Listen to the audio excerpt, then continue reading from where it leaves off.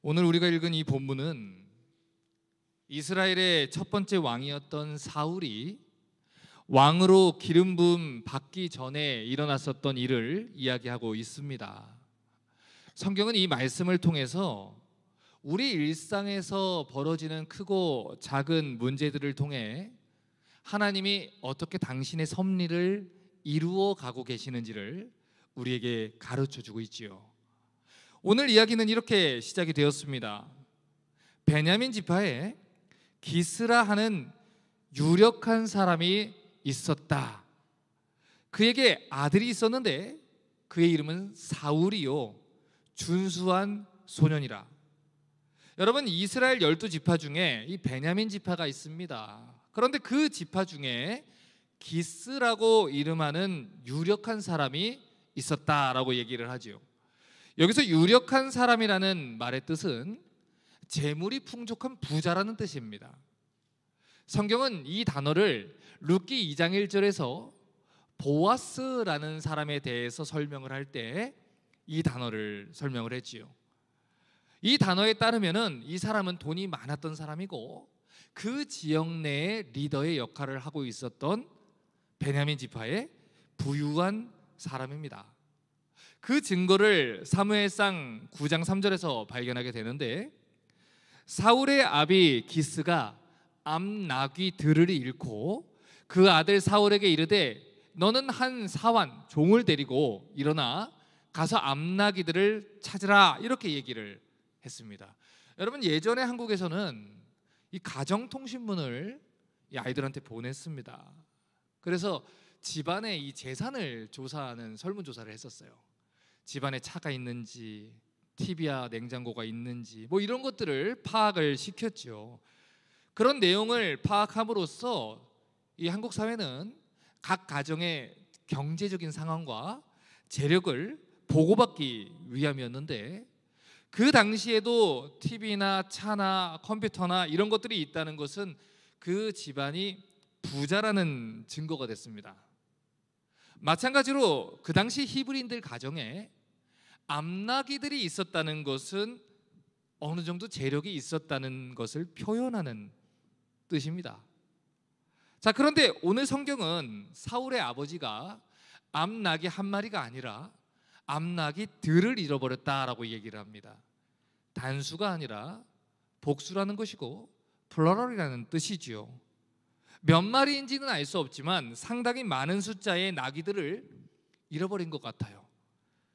그래서 이 기스의 아들인 이 사울이 나귀들을 찾아서 여기저기를 돌아다니게 되지요. 그런데 그러다가 결국에는 나귀를 찾지 못하고 클루도 찾지 못하고 그냥 집으로 돌아가자고 같이 나온 종에게 포기를 선언하는 내용, 그것이 오늘 본문의 이야기입니다. 사무엘상 9장 4절과 5절을 봅니다. 그가 사울이 에브라임 산지와 살리사 땅으로 두루다니되 찾지 못하고 사알림 땅으로 두루다니되 없고 베냐민 사람의 땅으로 두루다니되 찾지 못하니라. 지금 성경은 이 부정적인 표현들을 반복해서 사용하고 있어요. 찾지 못하고, 없고, 찾지 못하니라. 두루 다녔는데 찾지 못했고, 두루 다녔는데 없었고, 두루 다녔는데 찾지 못했다. 이 반복해서 표현을 하지요. 이 말은 사울이 자신이 할 수 있는 모든 에너지를 쏟아서 이 문제를 해결하기 위해 애를 썼다라는 것을 상징해서 표현을 하는 것입니다. 그들이 숲 땅에 이를 때 사울이 함께하는 종에게 이르되 돌아가자. 내 부친이 암나귀 생각은 고사하고 우리를 위해서 걱정하실까 두려워하노라. 시간이 꽤나 지난 것이지요. 그래서 이 아버지 기스가 사울과 종도 혹시 무슨 일이 벌어진 것 아닐까? 두려워할 수 있으니 우리 그냥 이제 여기서 포기하고 돌아가자, 그렇게 얘기를 한 거예요. 그런데 그 말을 들은 이 종이 이런 얘기를 합니다. 대답하세 보소서, 이 성에, 우리가 있는 지금 이 성읍에 하나님의 사람이 있습니다. 그는 존중이 여김을 받는 사람입니다. 그가 말한 것은 반드시 다 응하나니 그리로 가사이다. 그가 혹시 우리의 갈 길을 가르칠까 하나이다. 여기 선지자가 있습니다. 그런데 그 선지자는 하나님이 사용하시는 귀한 종이라고 합니다. 그 선지자가 예언하는 말들은 다 이루어진다고 하니까 우리 그 선지자한테 한번 찾아가면 안 되겠습니까? 이렇게 얘기를 한 거예요. 그 이야기를 듣고 이 사울이 하나님의 선지자를 찾아가게 됩니다. 사울이 그 사안에게 이르되 내 말이 옳다, 가자. 그들이 하나님의 사람 있는 성으로 가니라. 그들이 성을 향한 비탈길로 올라가다가 물 길러 나오는 소녀들을 만나 그들에게 묻되 선견자가 여기 있느냐? 그들이 대답하여 가로되 있나이다. 보소서, 그가 당신보다 앞섰으니 빨리 가소서. 백성이 오늘 산당에서 제사를 드리므로 그가 오늘 성에 들어오셨나이다. 당신들이 성으로 들어가면 그가 먹으러 산당에 올라가기 전에 곧 만나리이다. 그가 오기 전에는 백성이 먹지 않았나니 이는 그가 제물을 축사한 후에야 청함을 받은 자가 먹음이라. 그러므로 지금 올라가소서, 금시로 만나리이다 하는지라. 이 이야기를 듣고 빨리 발걸음을 재촉했습니다. 그리고 하나님의 사람이 있는 성에 도착하게 되지요. 그리고 종이 얘기했던 선지자를 만나게 됩니다. 여러분, 그들이 만난 선지자의 이름이 무엇입니까? 사무엘입니다. 사사시대 때 하나님이 가장 귀하게 사용했던 선지자 사무엘을 오늘 그들이 만나게 되는 것이죠. 9장 14절입니다. 그들이 성읍으로 올라가서 그리로 돌아갈 때 누구를 만나지요? 사무엘이 마침 산당으로 올라가려고 마주 나오니라. 여러분, 성경을 보실 때 우리가 주목해서 봐야 되는 표현들이 몇 가지가 있다라고 말씀을 제가 종종 드립니다. 그런데 성경을 보실 때는 시간적인 개념을 나타내는 표현이 나오면 꼭 주목을 하셔야 돼요. 마침, 그때, 즉시, 이런 표현들이죠. 그들이 성읍으로 올라가서 그 안으로 들어갈 때 마침, 때마침 사무엘이 그들을 마주 나왔다는 거예요. 여러분, 이것이 우연입니까? 세상 사람들은 이것을 우연이라고 부릅니다. 하지만 성경은 이것을 가리켜 하나님의 섭리라고 얘기를 하죠. 섭리는 하나님이 작정하신 뜻을 이루어 가시는 방법을 말합니다. 하나님의 섭리는 때때로 우연이라는 표현으로 불리기도 하고 기적이라는 표현으로 불리기도 하지만 그것은 분명히 보이지 않는 곳에서 역사하시는 하나님의 손길입니다. 그 하나님의 섭리와 손길이 오늘 사울을 인도하셨고 사무엘을 만나게 해주신 것이죠. 그 증거가 사무엘상 9장 15절부터 17에 기록되어 있습니다. 사울의 오기 전날에, 그가 오기도 전날에 여호와께서 사무엘에게 알게 하여 가라사대 내일 이맘때에 내가 베냐민 땅에서 한 사람을 내게 보내리니 너는 그에게 기름을 부어 내 백성 이스라엘의 지도자를 삼아라. 그가 내 백성을 블레셋 사람의 손에서 구원하리라. 내 백성의 부르짖음이 내게 상달하였으므로 내가 그들을 돌아보았노라 하시더니 사무엘이 사울을 볼 때에 여호와께서 그에게 이르시되 보라, 이는 내가 내게 말한 사람이니 이는 내 백성을 통할하리라 하시니라. 여러분, 사울이 오기 전날에 이미 하나님이 사무엘 선지자한테 명령을 하셨다는 거예요. 사무엘아, 내일 베냐민 땅에서 한 사람이 너를 찾아오게 될 것이다. 그런데 그는 내가 이스라엘의 왕으로 삼고 이스라엘을 블레셋에서 구원하기 위해서 너에게 보낸 사람이다. 그러니 그를 왕으로 세우고 기름을 부어라. 다시 말해서 성경은 지금 사울이 오늘 사무엘을 만나게 된 것이 우연이 아니다 라고 얘기를 한다는 거예요. 우연이라는 옷을 입고 찾아온 하나님의 섭리라는 것이죠.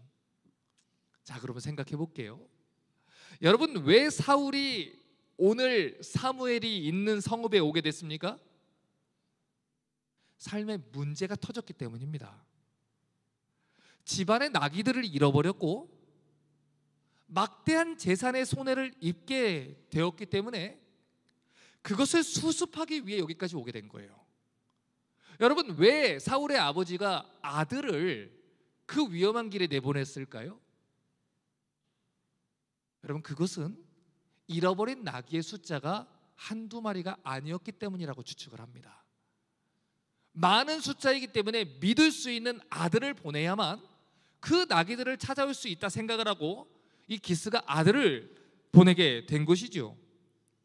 그런데 문제가 무엇입니까? 사울이 에브라임 산지와 살리사 땅을 두루 다녔는데도 찾지 못했고요, 사알림 땅도 두루 다녔는데 없었고요, 사람의 땅으로 두루 다녔는데 찾지 못했다라는 거예요.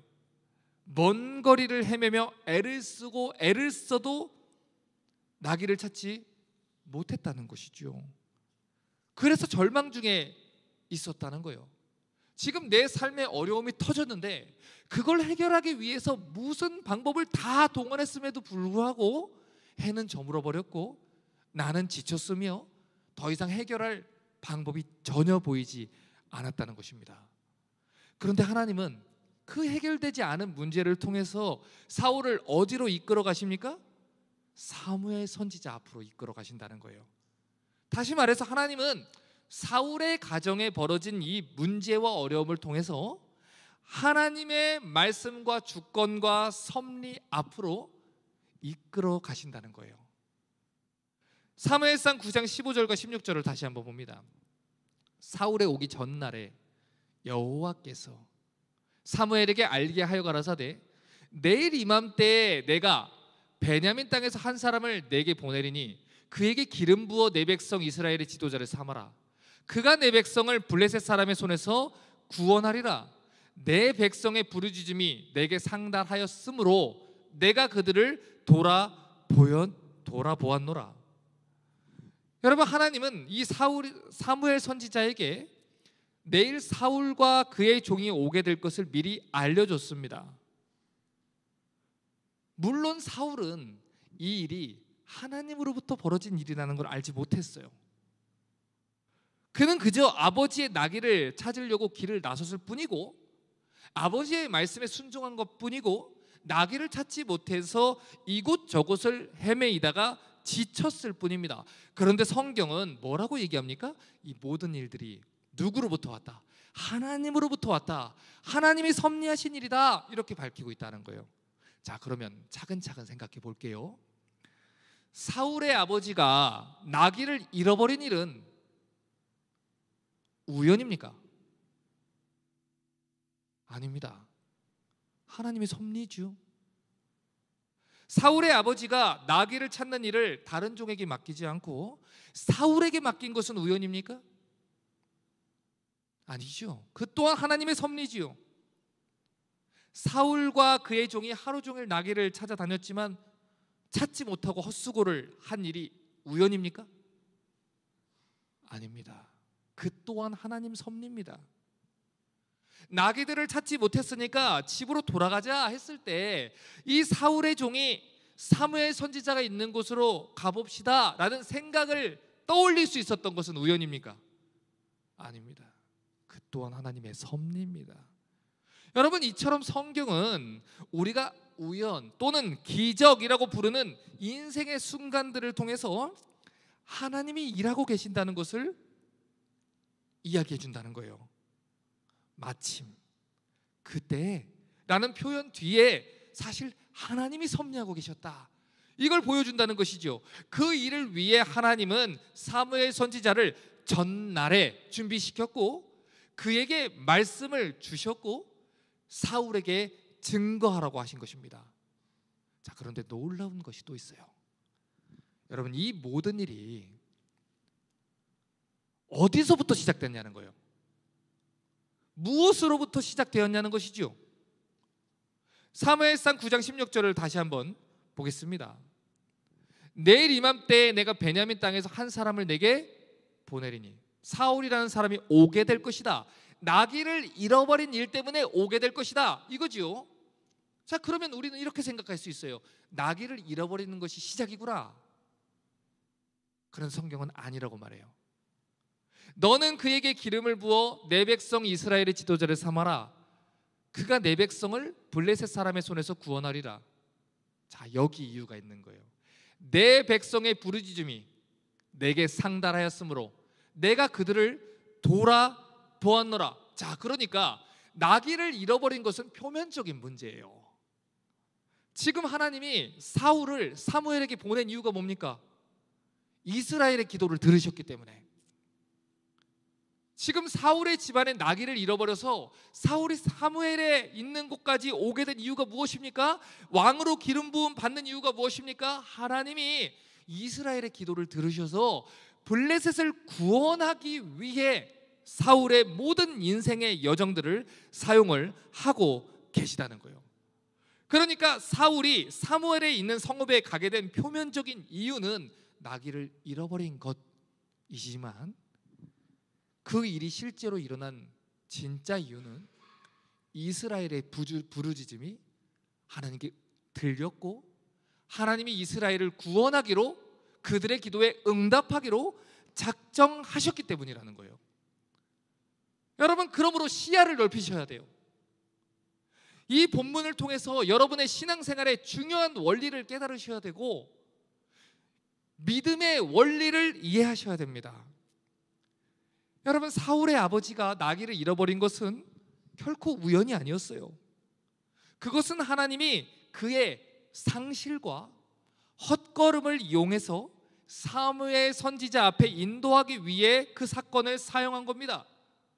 그 모든 사건은 하나님이 그의 상실과 헛걸음을 사용해서 이스라엘을 구원하기 위해서 사용하신 거예요. 하나님은 우리 일상에 벌어지는 크고 작은 이 모든 트러블들을 사용해서 당신의 백성들이 기도했던 기도의 내용들을 이루어 가시는 분이라는 거예요. 다시 말해서 우리 문제는요, 우리가 나 중심으로 모든 역사와 사건을 해석하려는 데 있다는 거예요. 하나님이 왜 나한테 이렇게 하시지? 하나님이 왜 나한테 이런 일을 당하게 하시지? 하나님, 나한테 이렇게 하시면 안 되잖아요. 우리는 나 중심의 세계관을 갖고 있어요. 그러다 보니 천지만물을 하나님이 다스리고 계시다는 걸 때때로 잊어버립니다. 하나님이 다스리신다, 하나님이 돌보고 계신다, 나를 포함해서 내 가족과 내 민족과 내 교회를 하나님이 지키고 계신다, 오늘도 일하고 계신다 라는 걸 믿는다면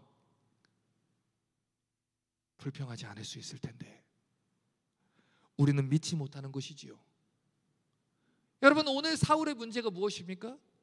수많은 나귀떼들을 잃어버린 것이죠. 재산에 큰 손실을 받은 것이죠. 왜 나에게 이런 일이 생깁니까? 그러나 잠시 후면 블레셋 군사들 때문에 잃어버린 나귀들보다 훨씬 더 큰 데미지를 받을 수 있습니다. 나귀를 잃어버린 정도가 아니라 가족 모두의 생명을 잃어버릴 수 있는 위험이 앞에 있을 수 있어요. 그래서 하나님이 사울을 인도하시는 거예요. 내 백성을 구원하기 위해, 이스라엘을 블레셋 손에서 구원하기 위해 그를 오늘 기름 부으라 하시는 것입니다. 내 시야는 내 나귀를 잃어버린 것에만 머물러 있어요. 그런데 하나님은 이 일을 통해서 내 가정과 내 모든 가축과 내 모든 민족을 보호하기 위해 하나님은 사울의 헛수고와 기스의 상실을 이용하고 계시다는 것입니다. 여러분, 이스라엘 백성들은 자기들에게 닥친 이 블레셋 군대의 문제를 가지고 기도하고 있었습니다. 얼마나 기도했을까요? 하루, 이틀, 일주일, 몇 달?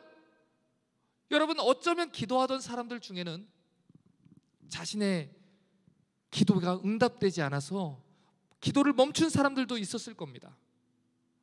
하나님이 자기의 기도를 듣지 않는다고 하며 실족한 사람들도 있었을 거예요. 하지만 이스라엘을 지키시는 자는 졸지도 주무시지도 않고 계셨어요. 그들이 볼 수 없는 무대 뒤편에서 하나님은 여전히 일하고 있었습니다. 이스라엘이 기도하던 그때에 그들의 부르짖음은 하나님께 상달되었고, 그때에 사울이 오기 전에 사무엘에게 먼저 말씀을 주셨고, 사울이 사무엘을 만나도록 하나님은 일을 꾸미고 성취하고 계셨다는 거예요.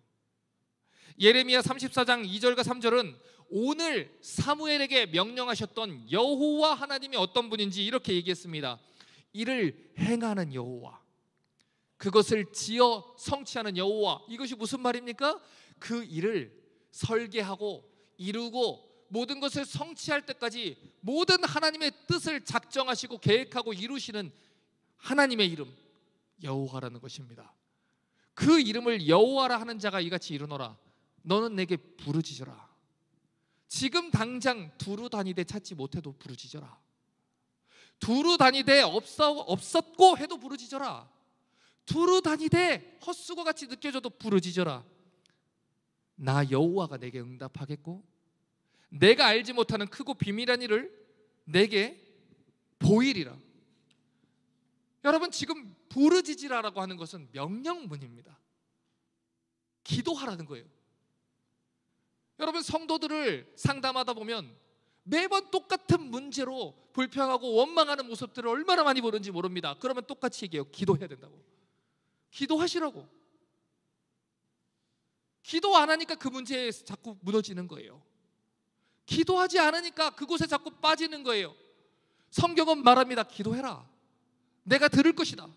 무릎 꿇어라. 내가 들을 것이다. 내가 이루고 있다.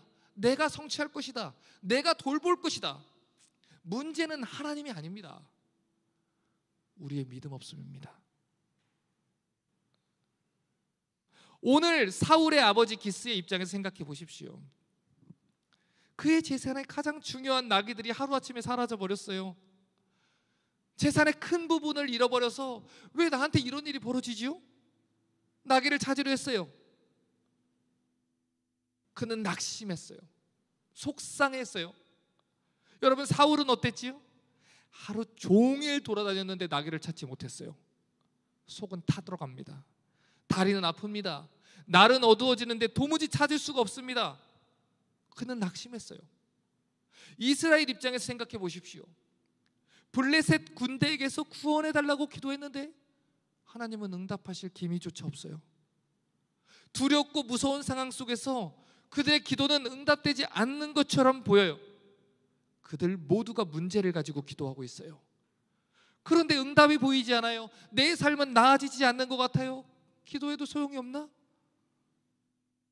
의심이 드는 순간을 오늘 본문에 등장하는 모든 사람이 경험을 하고 있다고요. 하지만 하나님은 일하고 계셨어요. 여전히 일하고 계셨어요. 그때도 부르짖는 이스라엘의 기도를 들으시고 그때도 역사하셔서 당신의 섭리를 이끌고 계셨습니다. 말 못하는 나귀들이 집을 나간 사건조차도 하나님은 사용하셔서 하나님 백성들의 기도에 응답하시는 도구로 이루어가고 계셨다는 거예요. 때때로 많은 성도들이 삶에서 벌어지는 여러 가지 문제들 때문에 실족하는 것을 봅니다. 목사님, 왜 나한테 이런 안 좋은 일들이 자꾸 생길까요? 아니, 잘 살아보려고 하는데 왜 나한테 자꾸 이렇게 하실까요? 내가 기도하는데 왜 하나님은 내 문제를 바로 해결해 주지 않을까요? 우리는 조급해해요. 왜냐하면 내 중심이라서, 나 중심이라서, 내 주변의 시야만 보이기 때문에 하나님의 전능하심과 하나님의 크신 계획과 하나님의 다스리심과 온 천하를 다스리는 광대하신 하나님의 능력을 믿지 못하기 때문에, 그래서 우리는 하나님이 아닌 문제에만 초점을 둬요. 내 문제보다 크신 하나님을 믿지 못하기 때문에 그 문제에만 초점을 두고 억울해하고 낙심하고 쓰러진다는 것이죠. 시편 42편 3절부터 5절을 보면 같은 일을 겪었던 시편 기자가 이렇게 말합니다. 사람들이 종일 나더러 하는 말이 내 하나님이 어디 있느냐? 하니 내 눈물이 주야로 내 음식이 됐도다. 내가 전에 성의를 지키는 무리와 동행하여 기쁨과 찬송의 소리를 바라며 저희를 하나님의 집으로 인도했더니 이제 이 일을 기억하고 내 마음이 어떻게 됐대요? 상하노도다. 무슨 말이에요? 사람들이 네 하나님이 어딨냐? 하나님이 있으면 네 인생이 그렇게 되겠어? 나귀들을 그러면 왜 못 찾았겠어? 하나님이 너를 버린 것이지. 그래서 내 마음이 상한 거예요. 하나님 왜 나한테 이렇게 하세요? 하나님, 나 예수님 믿는 사람이면 그래도 쟤들한테 손가락질은 안 당해야지요. 왜 이렇게 하세요? 내 마음이 상한 거예요. 그런데 내 마음속에 성령께서 주시는 메시지가 무엇입니까? 내 영혼아, 내가 어찌하여 낭망하며 어찌하여 내 속에서 불안해하는고? 너는 하나님을 바라라. 그 얼굴의 도우심을 인하여 내가 오히려 찬송하리로다. 스스로를 격려하는 거예요. 스스로를 붙드는 거예요. 내가 믿음의 사람인데 이러면 안 되지. 내가 성령의 사람인데 이러면 안 되지. 내 영혼아, 낙심하지 말자. 기도하자. 하나님 붙들자. 넘어지지 말자. 여러분, 때때로 성도들이 문제가 생길 수 있어요. 어려움이 생길 수도 있어요.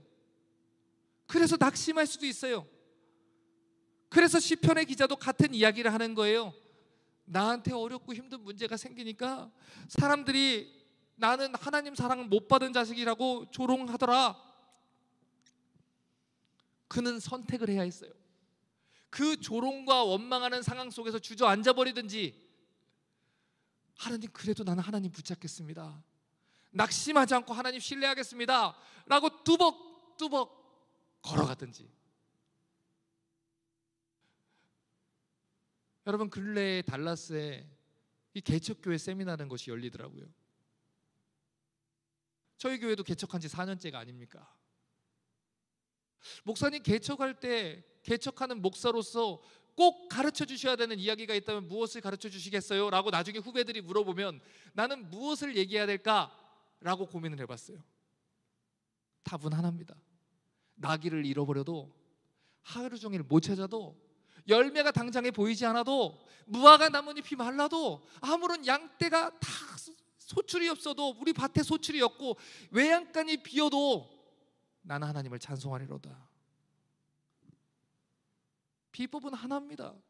아무런 것이 보이지 않아도 주를 사랑하고, 아무런 열매가 보이지 않아도 하나님을 신뢰하고, 오늘 해야 하는 것을 하며 내 영혼아, 어찌하여 낙심하며 어찌하여 불안해하는고?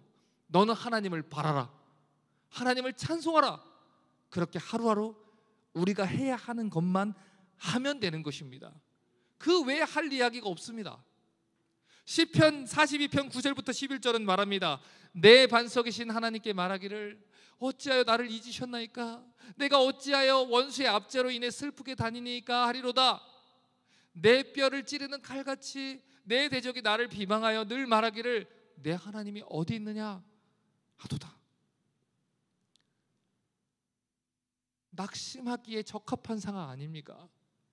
무너져도 괜찮은 상황 아닙니까? 그러나 선택을 해야 됩니다. 내 영혼아, 내가 어찌하여 낭망하며 어찌하여 내 속에 불안해하는가? 너는 하나님을 바라라. 나는 내 얼굴을 도우시는 내 하나님을 인하여 오히려 무엇하리로다? 찬송하리로다. 찬송하리로다. 주변을 돌아보면 내게 일어나는 문제에만 집중하게 만드는 사람들의 목소리만 가득합니다. 주변을 돌아보면 하나님의 보호하심과 사랑을 의심하게 만드는 문제만 가득합니다. 나귀 떼만 나가는 것이 아니라 소 떼도 나가고 돼지 떼도 나가고 다 나갑니다. 그래서 시편 기자는 스스로에게 권면하고 다짐하며 가르치는 거예요. 내 영혼아, 네가 믿는 하나님이 누구냐? 낙심하지 마라. 하나님 살아계시고 지금도 너를 돌보고 계신다. 우리는 알 수 없지만 하나님이 이 일을 통해서 나와 내 가정과 교회와 민족을 이끌고 가실 것이다. 이제 설교를 정리합니다. 이사야 40장 27절부터 31절은 이렇게 약속합니다. 야곱아, 내가 어찌하여 말하며 이스라엘아, 내가 어찌하여 이르기를 내 사정은 여호와께 숨겨졌으며 원통한 것은 내 하나님에게서 수리하심을 받지 못한다 하느냐? 너는 알지 못하였느냐? 듣지 못하였느냐? 영원하신 하나님 여호와 땅끝까지 창조하신 자는 피곤치 아니하시며 곤비치 아니하시며 명철이 한이 없으시며 피곤한 자에게 능력을 주시며 무능한 자에게는 힘을 더하시나니 소년이라도 피곤하며 곤비하며 장정이라도 넘어지며 자빠지되 오직 여호와를 앙망하는 자는 새 힘을 얻으리니 독수리의 날개치며 올라간 같을 것이요 다른 박질하여도 곤비치 아니하겠고 걸어가도 피곤치 아니하리로다. 왜 신앙생활 하는데 매일 원망과 불평이 입에 달려 있을까요? 왜 신앙생활 하는데 이스라엘로 부름받은 자들이 여전히 야곱같이 원망과 불평만 하며 살아갈까요? 왜 하나님을 믿는 사람들이 날마다 불안해하고 두려워하는 것일까요? 이유는 하나입니다. 하나님을 믿지 못해서입니다. 그래서 성경은 우리를 책망하는 것입니다. 왜 하나님이 우리의 사정을 모른다고 생각하느냐? 왜 하나님이 우리의 원통함을 모른다고 생각하느냐? 왜 하나님이 일하고 계시는 것을 믿지 못하느냐? 믿음이 적은 자들아, 여러분의 하나님은 정말 전능하신 분이 맞습니까? 하나님은 살아계십니까? 하나님이 정말 모든 필요를 채우시는 하나님이 맞습니까? 내 영혼아, 너는 하나님만 바라라. 내 영혼아, 너는 하나님만 바라라. 하나님만 바라보십시오. 어느 날 나귀를 잃어버리면 어떻습니까? 소떼와 양떼와 나귀떼가 다 나가면 어떻습니까? 그 모든 것은 누가 주신 것입니까? 하나님이 주신 것입니다. 내 것이라고 생각하니까 속상한 것입니다. 하나님의 것입니다. 그러니 하나님이 찾으실 것이고, 주실 거면 주실 것이고, 맡기실 거면 맡기실 것이고, 필요하면 더 주실 것입니다. 그것을 신뢰하는 자들은 낙심하지 않습니다. 하루 종일 헛수고를 하면 어떻습니까? 내 인생이 내 마음대로 되지 않으면 어떻습니까? 하나님은 우리가 헛수고하는 그 전날에 이미 우리의 발걸음을 사무엘로 인도해 놓으셨습니다. 우리가 기도한 모든 내용들을 하나님은 단 하나도 땅에 떨어뜨리지 않으시고 자신의 방법대로, 자신의 계획한 시간에 자신이 정하신 뜻을 이루기 위해서 이루어 가실 것입니다. 그분이 우리의 하나님입니다. 그러므로 우리에게 믿음이 주어지기를 기도합니다.